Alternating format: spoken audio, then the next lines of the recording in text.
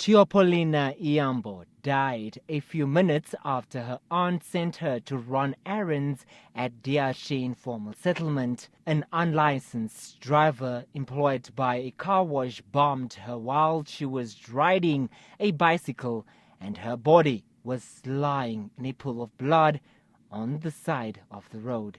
The driver ran away and later committed suicide. But I saw Teopolina climbing the bike, and then our aunt was going to bath, and then she said, "Don't fall. I hope you are going to drive safely. And is that bike not heavy?" She said she's able to carry the load.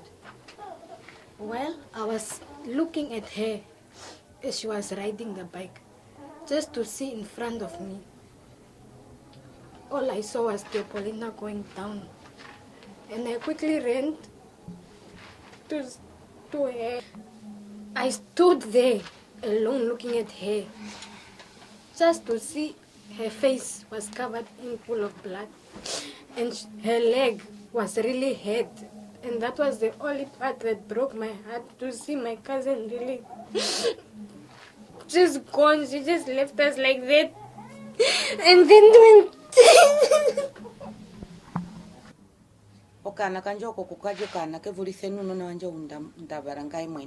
that child was more brilliant than my biological children. I had faith in her abilities, and she wanted to become a teacher. She was my child, and nothing can take that away.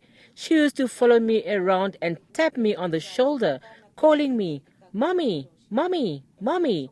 And that is what breaks my heart, that she is no more. She used to say, "Mommy, I will not leave you alone, and when I finish school, I will buy you a car." When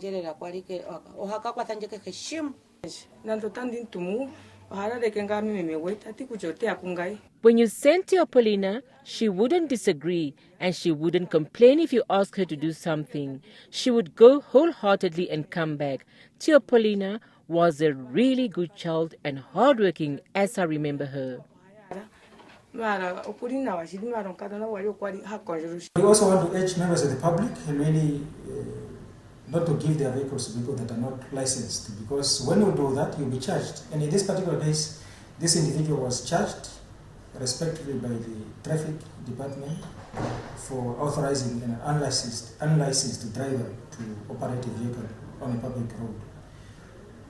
We also want to urge members of the public to report anybody that is involved in the accident and fleeing from the scene, capture the information, especially the registration number of the vehicle that is involved, the description of the person that was driving the car, the description of the vehicle, and so forth, and report this information to the police.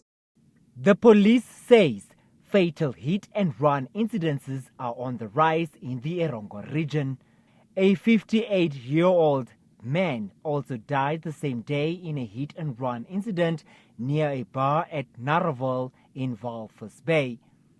A 1-year-old baby was also killed a week ago in a hit and run incident at Karibe